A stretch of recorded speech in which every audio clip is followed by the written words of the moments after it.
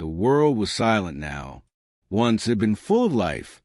Tall silver towers, glowing streets, voices that filled the air. Now there was only wind, ashes, and broken walls. The planet Deros 9 had died long ago, its war leaving nothing but ruins. A cold fog drifted across the black sand. Burned machines lay half-buried, their wires still sparking weak blue light. Smoke rose from the bones of cities that had once reached the clouds. Everything was dead, or so everyone thought. Far below the shattered streets, a faint sound stirred the silence. It was soft at first, a small, trembling cry, almost lost on the wind. Then another, then a third, hidden inside a ruined nest, deep under a collapsed building. 3 alien cubs huddled together. Their fur was thin, their small eyes wide with fear. The cubs were Tharn, born of a warrior species known across the galaxy for their cruelty. But these little ones were not warriors. They were alone, weak and starving. The cubs had survived by hiding. When the final bombs fell, their mother had covered them with her own body. Now, her remains lay still beside them.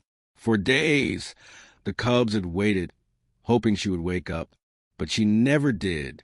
One of them, the smallest, pressed a broken metal plate with trembling claws.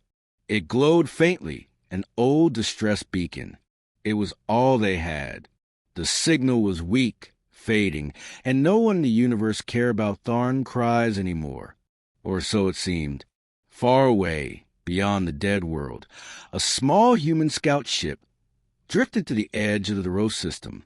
The ship was old, built for quiet patrol missions, not battles. Its name was the Sparrow. Inside, its crew of 4 humans were bored, tired, and waiting for their shift to end.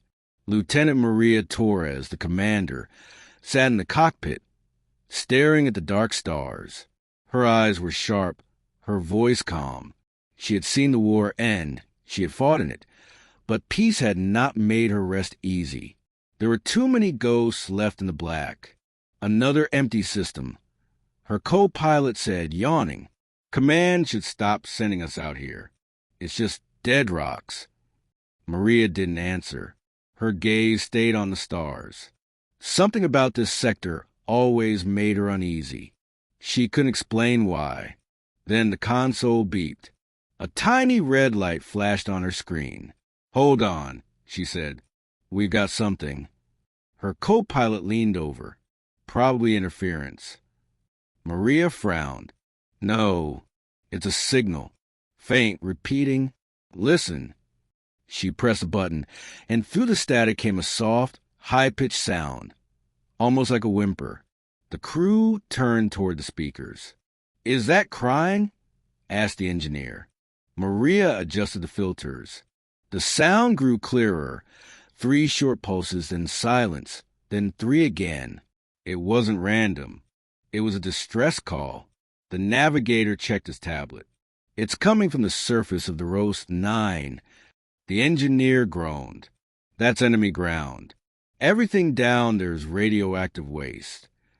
Maria's eyes stayed on the signal. "But someone's still transmitting." "Ma'am," the co-pilot said carefully, "the war ended months ago. No survivors. And if it's Tharn, we're not authorized to—" She cut him off.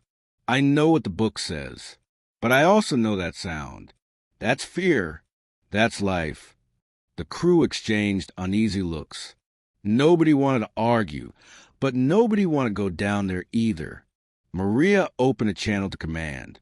"This is Sparrow 3, picking up a repeating distress signal on the Deros 9, requesting permission to investigate." Minutes passed before command answered. "Negative, Sparrow 3. That sector is restricted. No survivors expected. Continue patrol." Maria stared at the message. She could almost hear the cold voice behind it, the same voice that had told her to burn cities, to follow orders, to stop asking questions. She turned off the comm. "We're going down." The co-pilot blinked. "Ma'am, that's—" An order, she said quietly. The ship descended through clouds of black dust. Lightning flashed in the thick gray sky, turning the broken surface below into a nightmare landscape. The crew watched silently as burned towers passed beneath them. Finally, they landed near the signal. The air outside shimmered with heat and static. Maria stepped out first, her boots sinking into ash. She raised her scanner. The signal was stronger now. Close. They followed the sound into the ruins, flashlights cutting through the smoke. Each step echoed off the empty buildings. Then they found it. A small pit, half covered by fallen concrete. Inside, glowing faintly, was the broken beacon. Maria knelt beside it, moving rubble away. When she lifted the last stone, she froze. 3 small figures looked up at her, thin, trembling, with dark eyes full of fear. The cubs didn't move. They just stared at the humans. One made a soft, weak cry. Maria's heart tightened. Their children. Behind her, the engineer whispered, "Tharn. They're Tharn, Lieutenant. We can't take them." Maria didn't answer. She just looked at the smallest cub, who was reaching toward her, not with claws, but open hands. "They called for help," she said softly. And for the first time since the war began, she disobeyed the silence. The air inside the ruins was thick with dust and death. Every breath felt heavy, like the world itself was trying to keep its secrets buried. The team from the Sparrow stood in silence, staring at the small pit with the alien cubs huddled together. Lieutenant Maria Torres didn't move.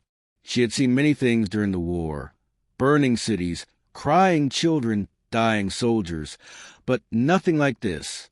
3 little Tharn cubs, shaking from cold and hunger, looking at her with eyes too tired to cry. The youngest tried to crawl toward her. Its legs were weak, and it slipped on the debris. Maria reached out without thinking and caught it before it hit the ground. Its fur was rough, and its skin burned with fever. The cub looked up at her face, eyes wide and scared, then closed them slowly, as if trusting her. Behind her, the engineer muttered, "You can't be serious. They're Tharn, Lieutenant. The enemy. You remember what they did to Mars Colony." Maria didn't look up. "I remember what we did, too." The co-pilot shifted nervously, checking the radiation meter. "Ma'am, this place is falling apart. We can't stay long. We should call it in and leave." Maria's scanner beeped again. The distress beacon flickered, its small red light fading. It had been sending that call for days, maybe weeks, and no one had answered, until now. She looked down at the cubs again. They were skin and bone. One was barely breathing. "They won't last another hour," she said quietly. "We're taking them. Command will court-martial us," the engineer warned. "Then they can find me later," she replied. They wrapped the cubs in thermal blankets and carried them back through the ruins. Every sound echoed: the creak of metal, the crunch of ash beneath boots, the faint wind whispering through broken walls. As they reached the open ground, the co-pilot noticed movement in the distance, small, floating machines, black as night, scanning the area. "Scavenger drones," he said. "Probably Tharn tech left behind. They'll tag us if they see heat." Maria crouched low, holding one of the cubs close. The little creature pressed its face against her armor, breathing weakly. "We go quiet," she whispered. "No lights, no comms." They moved carefully, shadows among shadows, until the landing zone came into sight. The Sparrow waited, its silver hull covered in soot. For a moment, Maria felt relief. Then one of the drones turned toward them. Its sensors blinked red. "Run!" the engineer shouted. The crew sprinted. The drones fired thin beams of energy that scorched the ground behind them. The navigator stumbled, clutching a cub to his chest. Maria grabbed his arm, dragging him up the ramp just as the ship's doors sealed shut. "Lift off," she yelled. Engines roared. The Sparrow shot upward, leaving trails of dust behind. The drones followed for a few seconds, then disappeared into storm clouds below. Inside the ship, everyone gasped for air. The engineer dropped into a chair. "Congratulations, ma'am. We just rescued enemy children from a dead planet." Maria ignored him. She placed the cubs on the med table. Their breathing was faint but steady. The ship's small AI unit scanned them automatically. "Life signs critical," it said in its calm digital voice. "Unknown species. Recommend containment." Maria glared at the screen. "No containment. Treatment." "Lieutenant," the co-pilot said softly, "why are you doing this?" She looked at the smallest cub, who was now holding her finger with tiny claws. "Because no one else would." Hours passed as the ship drifted in orbit. The crew avoided speaking. Everyone knew what this meant. Disobeying direct orders, harboring alien life, aiding a species once at war with humanity.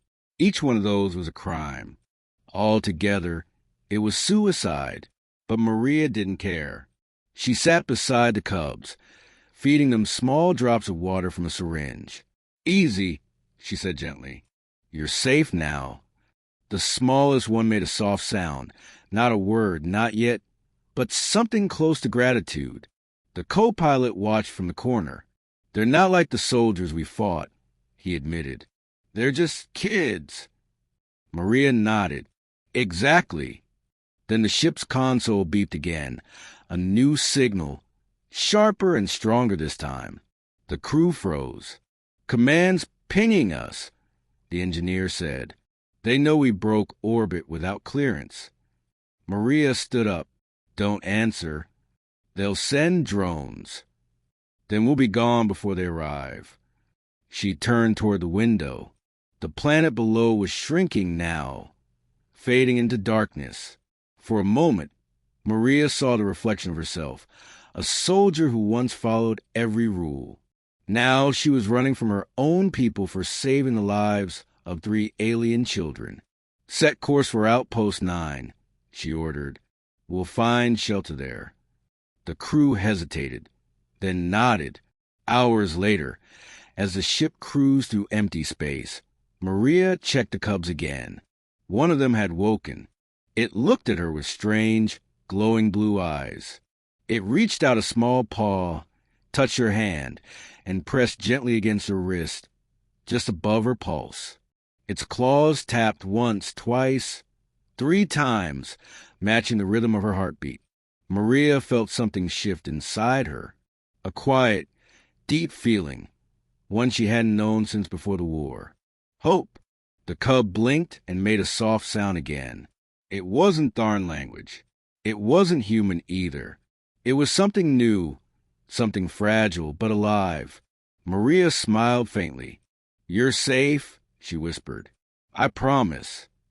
Outside, the stars moved past in silence, as if the universe itself was holding its breath. No one knew yet what this small act of mercy would awaken. But something had already changed, not just for the cubs, but for all of humanity. The hum of the Sparrow's engines filled the small ship like a steady heartbeat. Lieutenant Maria Torres sat in the medical bay, her gaze fixed on the 3 Tharn cubs sleeping under thermal blankets. Their breathing was slow but stronger now. The smallest one clung to her gloved hand even in sleep, refusing to let go. For a brief moment, the war felt far away. There was only the soften of life, fragile, quiet, but alive. Then the intercom buzzed. "Lieutenant," the co-pilot said, his voice tense. "Command is calling again. High priority." Maria sighed, routed through. The screen lit up with the cold, official seal of the Human Alliance. A gray-uniformed officer appeared, his face hard and unreadable. "Lieutenant Torres," he began, "your ship left a restricted zone without clearance. Report your mission status immediately." Maria stood at attention. We located a distress beacon on the Rose 9. 3 life forms were recovered. Specified species. The officer interrupted. She hesitated. Tharn. Juveniles. The man's eyes narrowed. Say that again, Lieutenant. They're children, sir. The only survivors. They needed help. The officer leaned closer to the screen. The Tharn are a hostile species. You are not authorized to assist them. Return them to the surface and destroy the signal. That is a direct order. Maria felt her stomach twist. Sir, with respect, they're not soldiers. They're starving. If we send them back, they'll die. That is not your concern, he said coldly. The war may be over, but the enemy remains the enemy. Obey orders. The screen went black. For a long time, no one spoke. The ship's engine hummed softly, as if waiting for her choice. Maria walked back to the medical bay. The cubs were awake now, staring at her with wide, curious eyes. The smallest one let out a soft chirp, almost like a greeting. The engineer leaned against the wall. You heard command. We hand them over. We go home. Easy.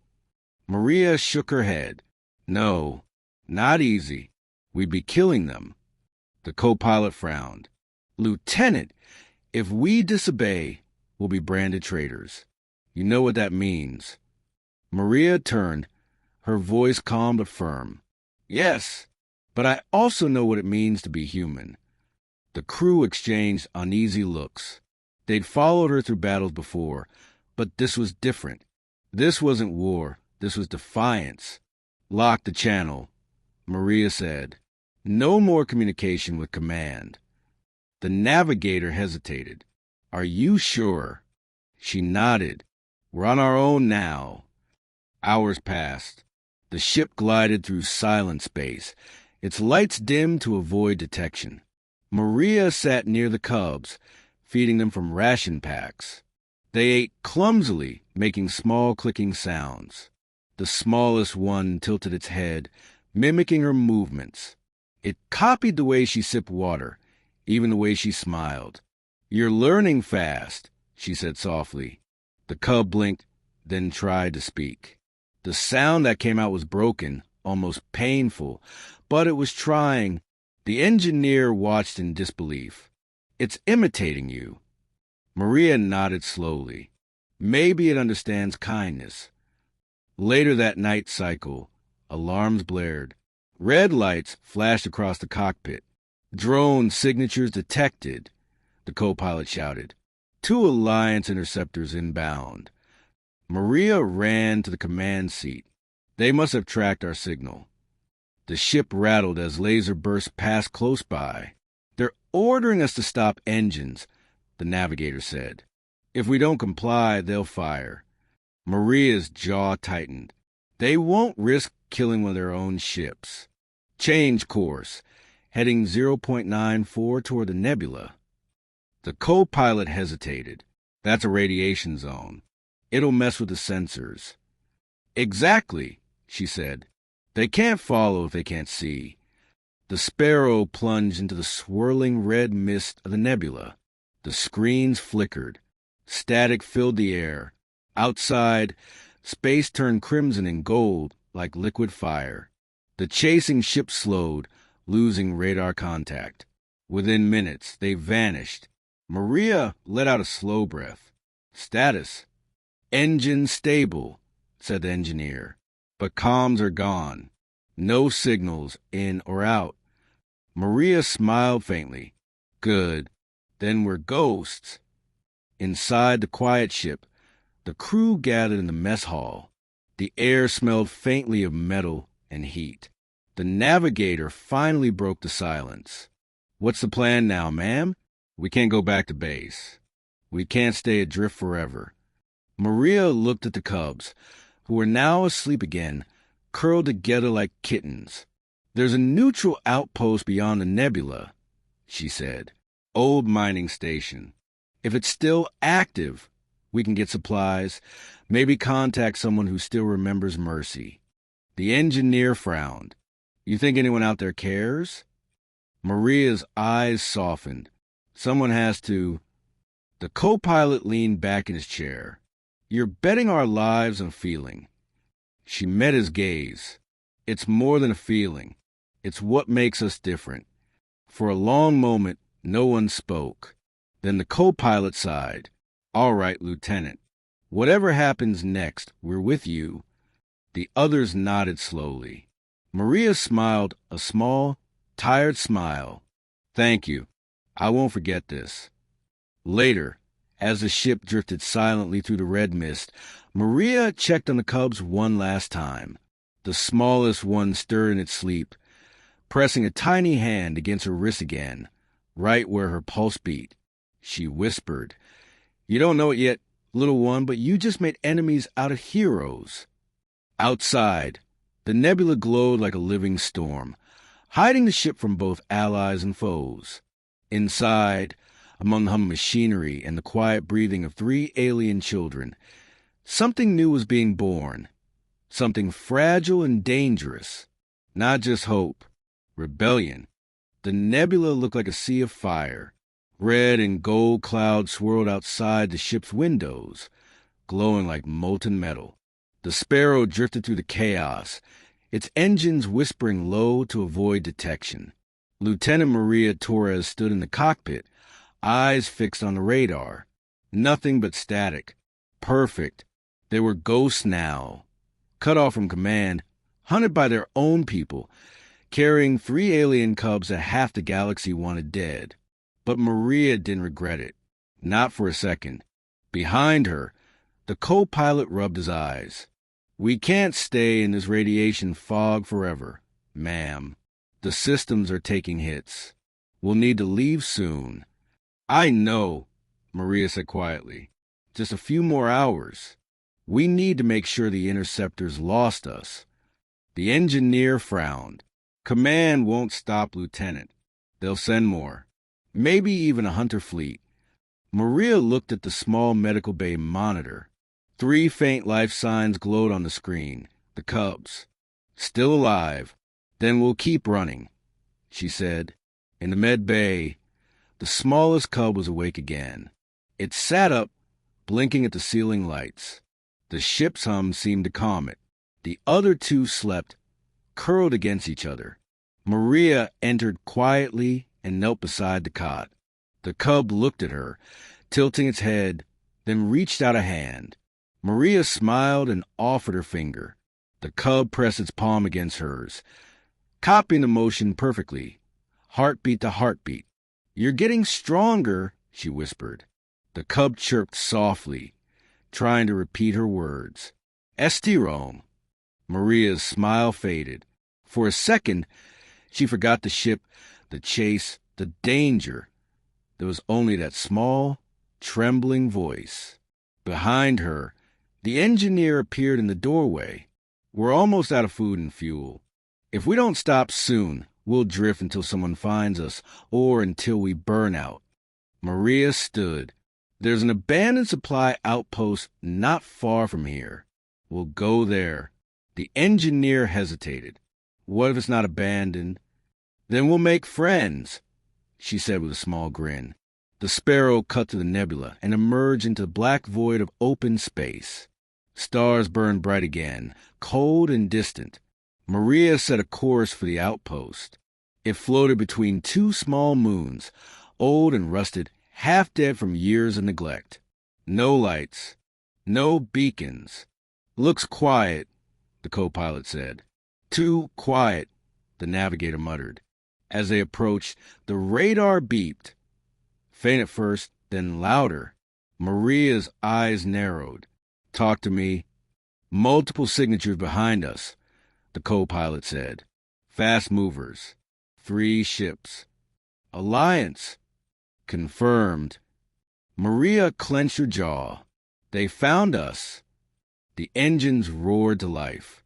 The Sparrow shot forward. Thrusters burning blue. Evasive pattern delta. Maria ordered.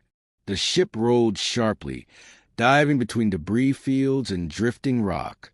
Energy bolts streaked past, lighting the dark with blinding flashes. The cubs cried out in the med bay. Maria could hear them over the alarms, small, terrified sounds. Her chest tightened. "Hold steady," she shouted. The engineer gripped the controls. "They're faster. We can't outrun them. Then we outsmart them." She switched on the manual override and pushed the ship toward the outpost's dark shadow. The hull groaned. The crew held their breath as metal scraped across stone. "Power down everything," she ordered.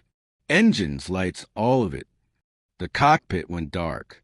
Outside, the outpost loomed like a grave, silent, massive, drifting. The Sparrow slipped into one of its docking tunnels, hiding behind broken panels. Moments later, the chasing ships flew past, scanning the area. Red beams flickered across the surface, searching. The crew stayed still. Even their breathing felt too loud. After what felt like forever, the ships turned away and vanished into the distance. Only then did anyone move. The co-pilot let out a shaky laugh. "We're alive." Maria smiled faintly. For now. The crew entered the outpost, flashlights cutting through layers of dust. Everything was frozen in time. Old cargo crates, broken robots, rusted airlocks. "Looks empty," the engineer said. "Check the storage." Maria ordered. "We need food, med kits, anything." The co-pilot stayed behind with the cubs. He watched them curiously as they played with a loose wire, making quiet clicks and hums. "They're adapting," he said softly when Maria returned. She looked down. One cub had learned to open a ration pack. Another was trying to speak again. "Humans," it said, the word broken but clear enough. Maria froze. "What did you say?" The cub repeated it. "Ooh, man." The word hit her harder than any battle ever had. Suddenly, the outpost lights flickered. A deep hum filled the air. The engineer's voice came through the radio. "Lieutenant, we got a problem. Power core just rebooted itself. Can you shut it down?" "I'm trying, but wait." His voice dropped. "Something's waking up." The walls shook. From the far end of the corridor came the sound of grinding metal. Old security drones, ancient but still functional, powered on, their red eyes glowing. Maria drew her pistol. Everyone back to the ship. The drones opened fire, their energy beams slicing through the dark. The crew ran, carrying the cubs in their arms. Sparks rained down as bullets hit the walls. "Almost there," the co-pilot yelled. They dove into the Sparrow just as the airlock sealed shut. The ship lifted off, engines roaring. The outpost behind them exploded in a burst of light, the power core finally giving out. The shock wave rocked the ship, but it held. The crew cheered weakly, exhausted and alive. Maria sat down, catching her breath. "That's twice in one day," she muttered. The co-pilot grinned. "We're getting good at not dying." Maria looked at the cubs. They were trembling but safe. The smallest one reached out again, pressing its hand against her chest, right over her heart. She smiled. "Don't worry, we're not giving up." Outside, the stars watched in silence as the Sparrow fled once more, hunted by its own kind, carrying the most dangerous cargo in the galaxy. 3 small lives that might just change everything. Space was quiet again. Too quiet. The Sparrow floated through the dark void, its engine set to low burn to save what little fuel remained. The stars outside looked sharp and endless, and every one of them seemed to watch silently as the ship drifted further from safety. Lieutenant Maria Torres sat alone in the cockpit, staring at the navigation screen. Her eyes were tired, but her mind refused to rest. The red nebula was far behind them now. Ahead lay a map of forgotten sectors, cold, empty regions where the war had once burned brightest. And one of those dead worlds was calling to her. In the med bay, the 3 Tharn cubs slept peacefully. Their fur had grown thicker and their eyes brighter. The smallest one, the one that always reached for her, lay curled against a folded blanket. The co-pilot, Danvers, stood nearby, arms crossed. They're healing fast. Too fast, maybe, he said. Maria looked at him. You sound worried. He shrugged. Just strange is all. A week ago they couldn't stand. Now they're climbing on the furniture. Maria smiled faintly. They're adapting. That's what life does when it's given a chance.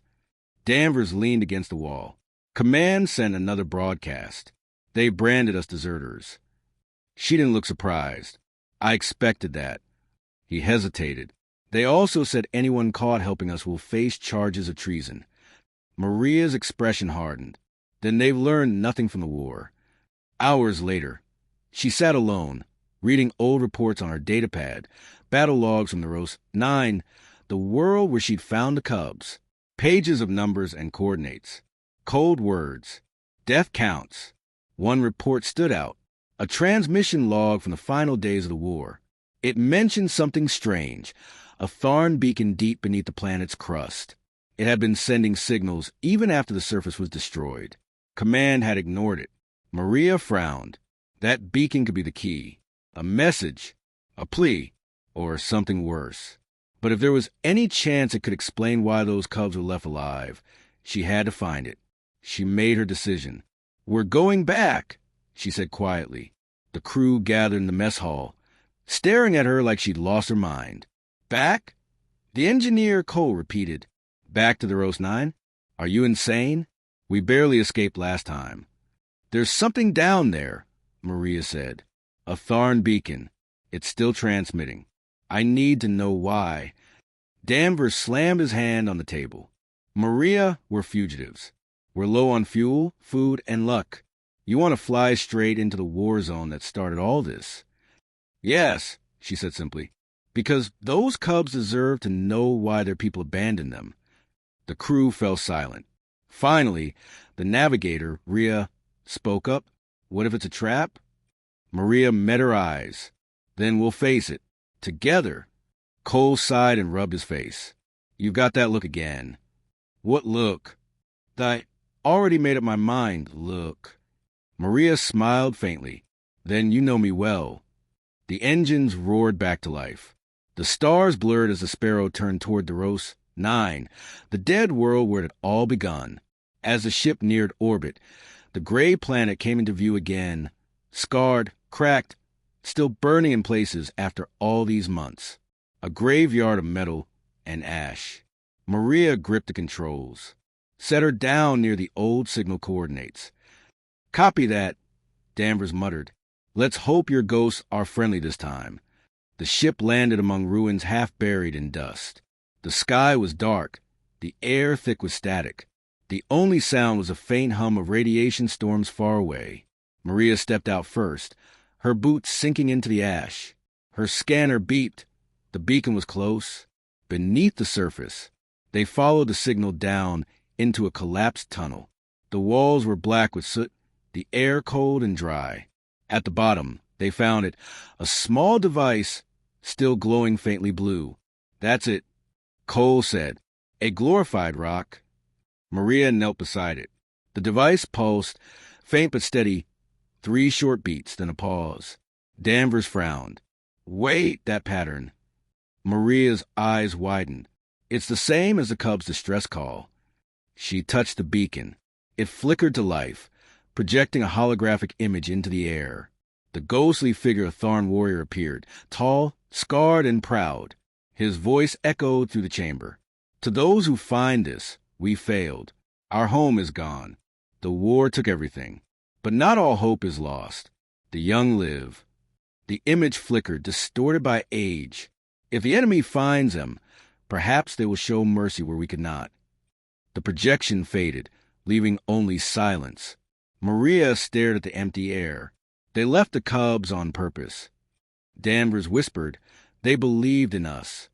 Maria nodded slowly. No one saved the abandoned Cubs, except humanity.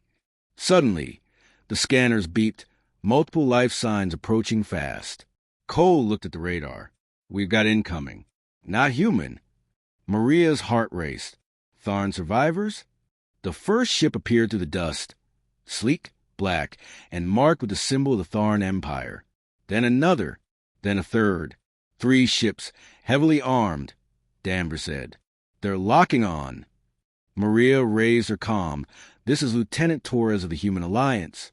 We are not hostile. Repeat, we are not hostile. No response. The Tharn ship surrounded the Sparrow, weapons glowing. The crew held their breath. Then a deep voice filled the air. Human vessel, you have something that belongs to us. Maria stepped forward. You mean the children? They are Tharn, the voice growled. They are ours. Maria hesitated. Then why did your people leave them to die? There was silence. Finally, the voice said, we had no choice. The war took everything. We thought the enemy would destroy them. They didn't, Maria said firmly. We didn't. The Tharn commander appeared on her screen, tall reptilian, his eyes glowing gold. You expect me to believe you protected our young? I don't expect belief, Maria said softly. Only proof. She turned her camera to the med bay. The cubs looked up at the sound of her voice. When they saw the commander on the screen, they chirped 3 short calls, the same pattern as the beacon. The commander froze. His breath caught. By the stars they live. Outside, the Tharn ships powered down their weapons. Maria spoke quietly. They trust us. We didn't teach them to hate. The commander's voice was low. You saved them, even after all we did. Maria looked at the cubs again. Because someone had to end the cycle. The commander was silent for a long moment. Then he said, perhaps there's honor left in humanity after all. The transmission ended. The Tharn ship stayed close, but didn't attack. They simply hovered, as if unsure what to do next. Inside the Sparrow, the crew stood in stunned silence. Danvers let out a slow breath. I can't believe that just happened. Maria smiled faintly. Believe it. The war's ghosts just started talking. That night, the Sparrow and the Tharn ships camped side by side above the ruins. There was no fighting, no shouting, only quiet. The cubs played near the viewport, pressing their hands against the glass. Outside, Tharn warriors watched them in silence, their faces unreadable. Maria sat beside the smallest cub. You see that, she whispered.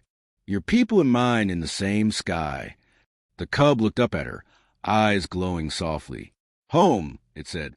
Maria smiled. Maybe one day. Outside, the first light of the broken planet rose over the horizon, weak, pale, but real. It wasn't victory. It wasn't peace. But it was the beginning of something new. And for the first time since the war began, both humans and Tharn looked at the same sunrise and didn't reach for their weapons. The first dawn over the Rose. 9 was faint, pale, and broken, just a weak line of light struggling through a sky thick with dust. It wasn't much, but after so many months of darkness, it felt like hope. Lieutenant Maria Torres stood at the viewport of the Sparrow, watching the burned horizon. Behind her, the quiet hum of machinery filled the ship. The Tharn cubs were awake again, moving restlessly, curious about the world outside. Their reflections glimmered on the glass beside hers, small, bright, alive. Maria had spent her entire career fighting the Tharn. Now she was standing side by side with them. The galaxy had gone mad, she thought, or maybe, finally, it had started to heal. The comm crackled. Danvers' voice came through, uneasy. Lieutenant, we're getting another transmission. It's not from the Tharn fleet. Maria turned. Who is it? Human Alliance Command. High priority. Her chest tightened. Put it through. The screen lit up with the symbol of the Alliance. A stern-faced admiral appeared, gray uniform, sharp eyes, a man who had seen too many battles and learned nothing from them. Lieutenant Torres, he said coldly, you have violated multiple wartime protocols. You are harboring enemy combatants and collaborating with hostile forces. Surrender your vessel immediately. Maria stood tall. Sir, these are not combatants. They're children, the last of their kind. Don't twist the facts, the admiral snapped.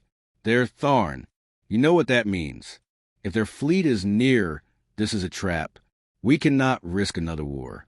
Maria shook her head. It's not a trap. They came because of the Cubs. They're standing down. You expect me to believe that? I don't expect belief, she said. Only truth. We've seen what mercy can do.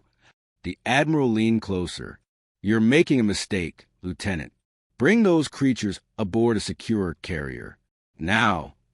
Behind her, the smallest cub tugged on her sleeve, sensing the tension. Who, man? It asked softly. Maria looked down, her heart aching. Yes, she whispered. Human. She raised her head again. Sir, if I hand them over, they'll be dissected or destroyed. You know it. I know it. The Admiral's eyes hardened. Then you leave me no choice. The transmission cut off.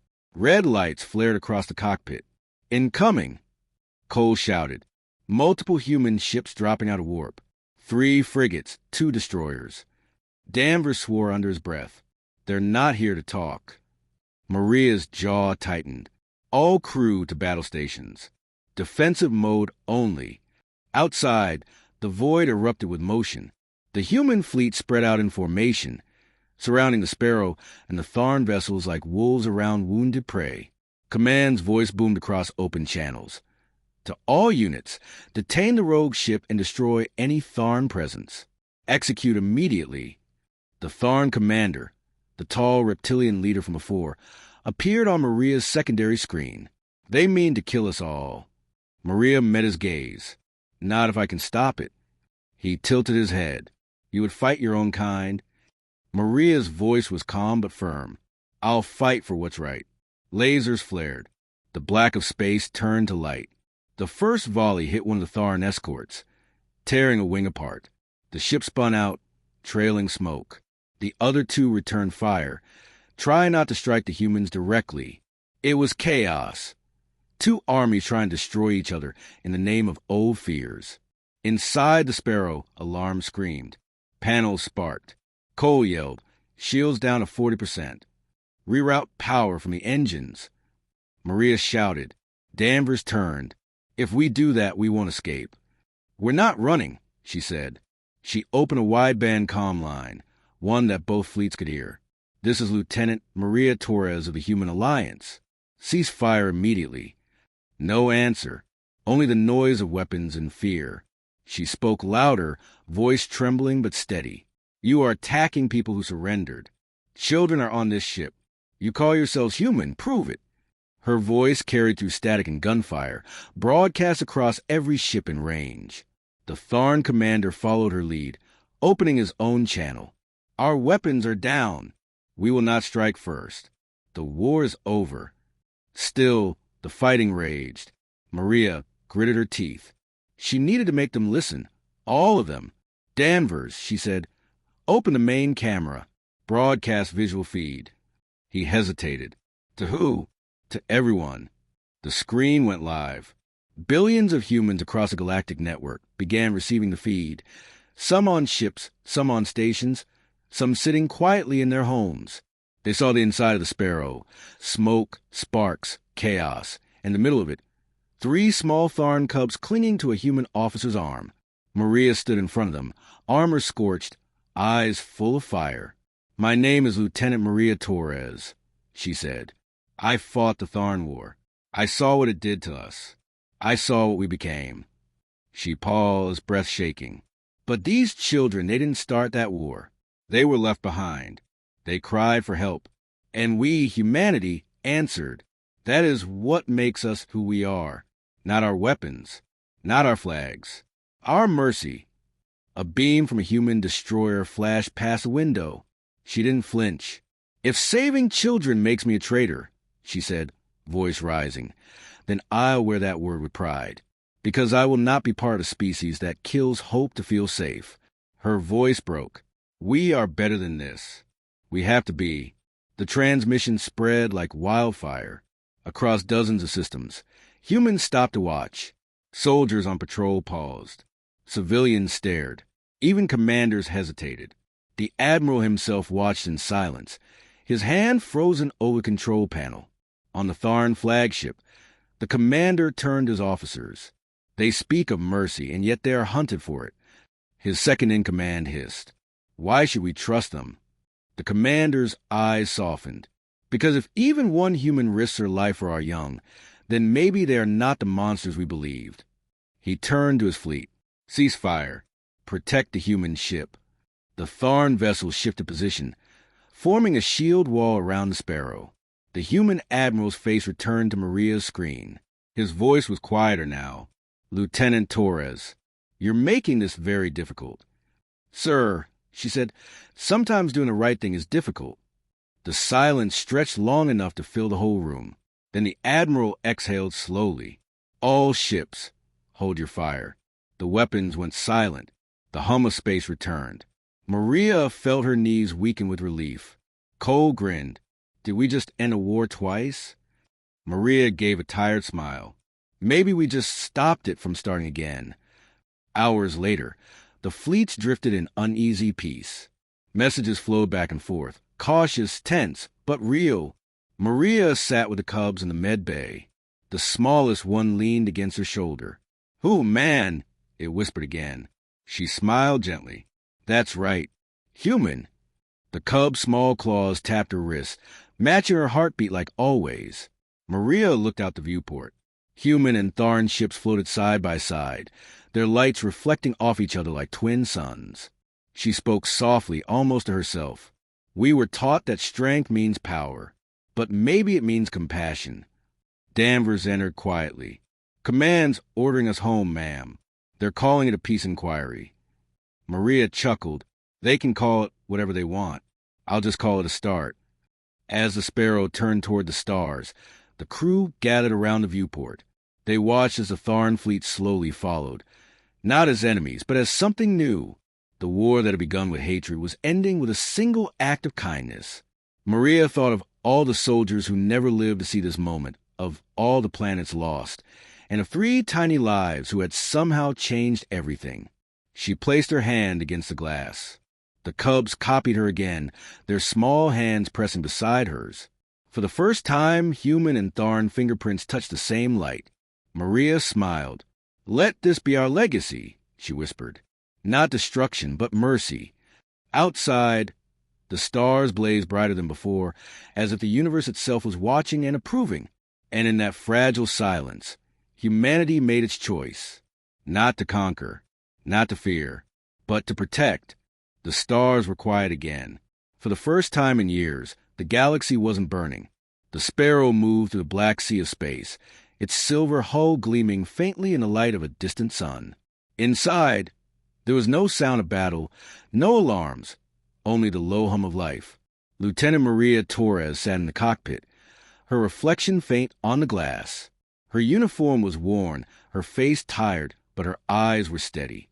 She had seen wars worse than mercy's cost. Yet here she was, alive, and carrying something new into the future. The 3 Tharn cubs sat at her feet, watching the stars.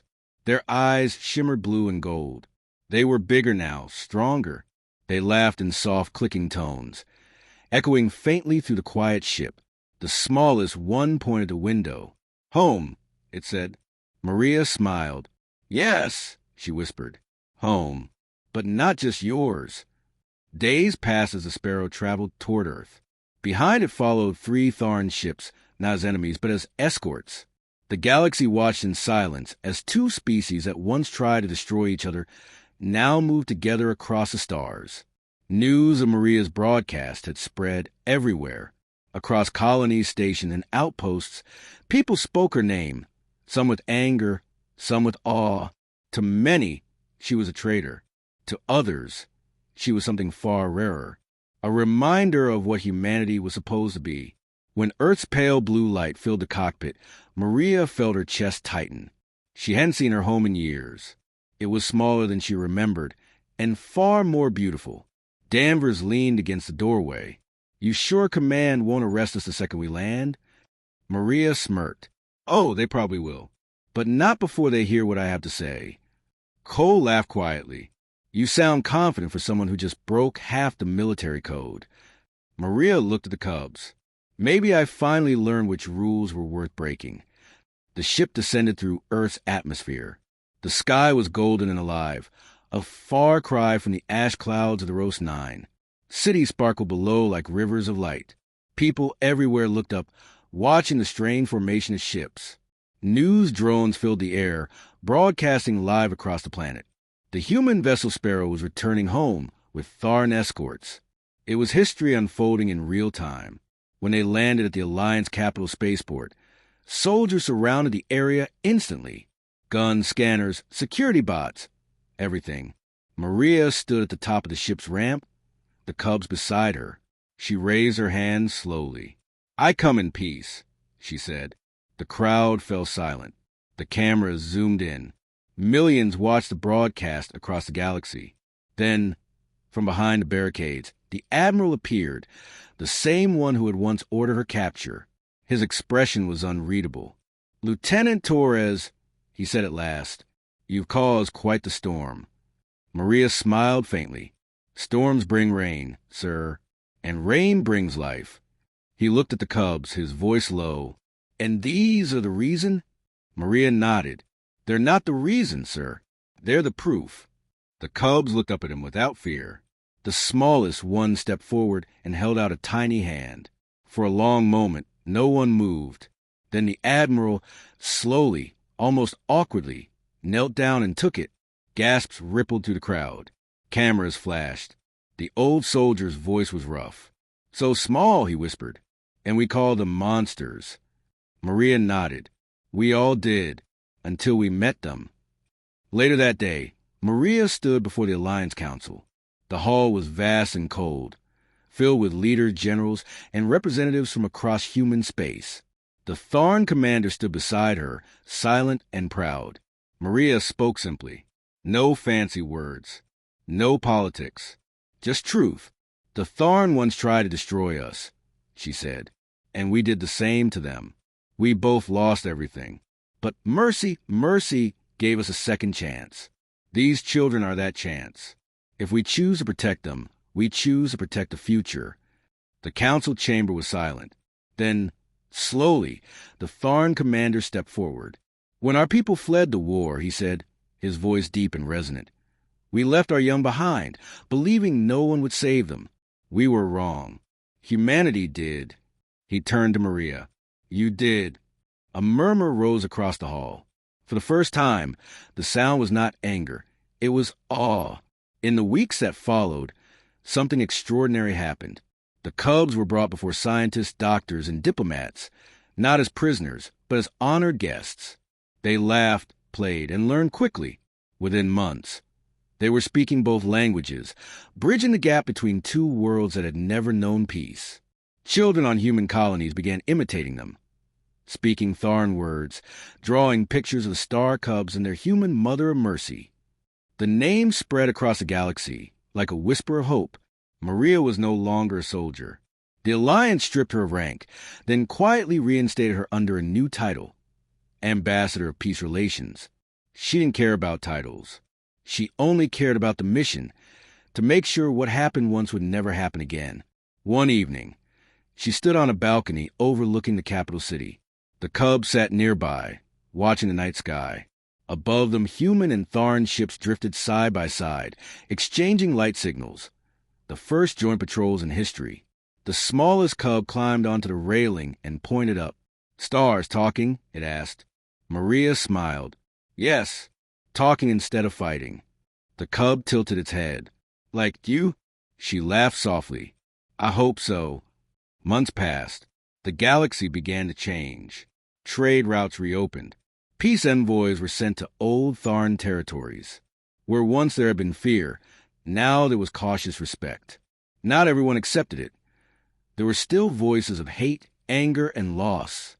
But the sound of peace was growing louder.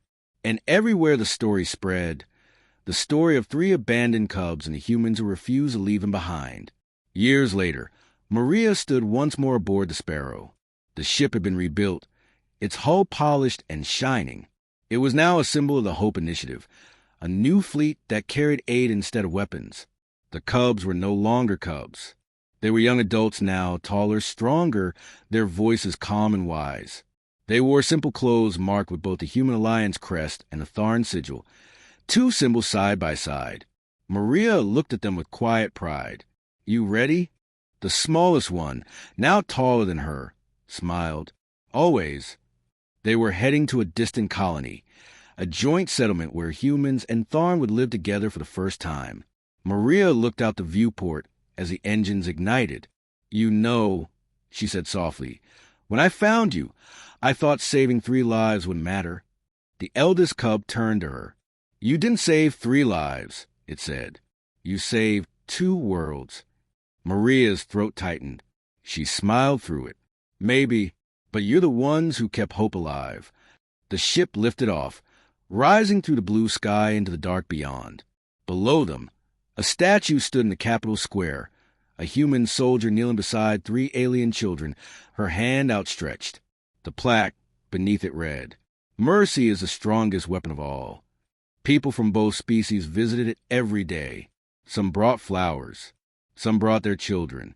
And every time, someone would whisper the same story. No one saved the abandoned cubs, except humanity. As the sparrow reached orbit, the stars stretched into lines. The jump drive hummed softly. Maria stood between her 2 worlds, the past behind her, the future ahead. She placed a hand on the console. "Let's go make sure Mercy never dies." The ship vanished into the starlight, carrying with it the proof that kindness could survive even after war. And somewhere in the vast silence of the galaxy, the universe itself seemed to whisper back, "This is what it means to be human."